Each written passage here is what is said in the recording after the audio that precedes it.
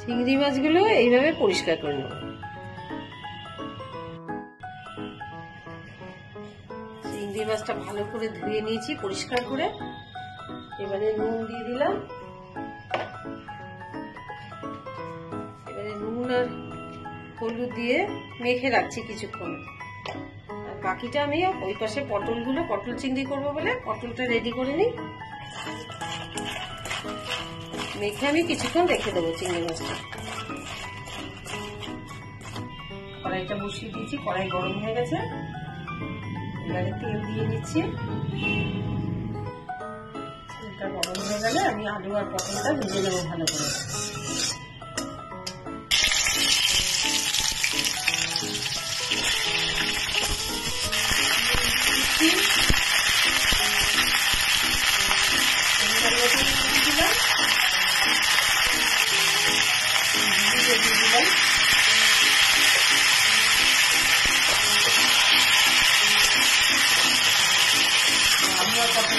লাল লাল করে ভেজে দেবো।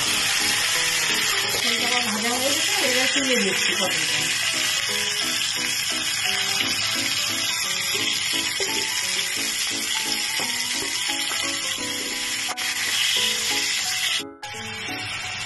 চিংড়ি মাছটা হালকা করে ভেজে নেব, বেশি কড়া করে ভাজবো না, তাহলে শক্ত হয়ে যাবে।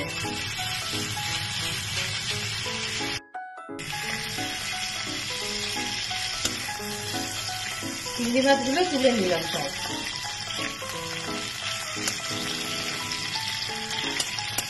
এবারে আরেকটু তেল দিয়ে আমি মশলাটা ভেজে নেব।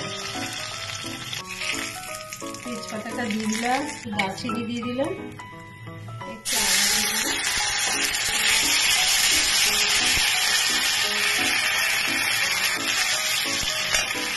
একটু পেঁয়াজ দেবো,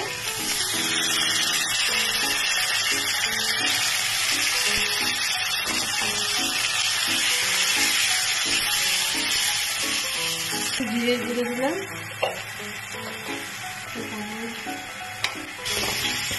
সামান্য জল দেবো। জল দিয়ে আমি মশলাটাকে ভালো করে কষিয়ে নেব।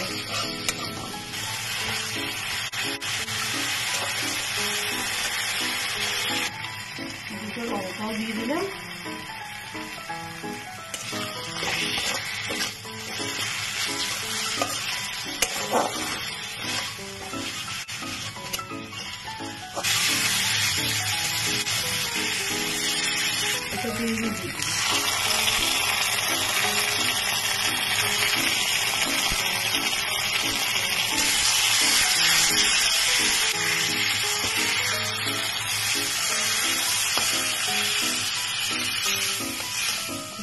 দিলাম যে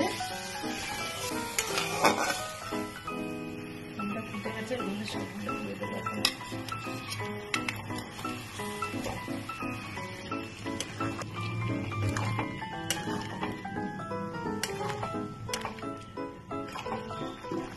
মশলার সঙ্গে সব মিশিয়ে দিলাম, এভাবে ফুটিয়ে দেবো।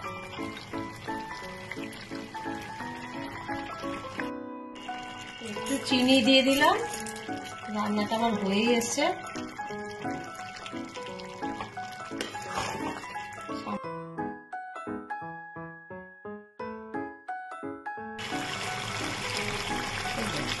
আলুটাও সিদ্ধ হয়ে গেছে,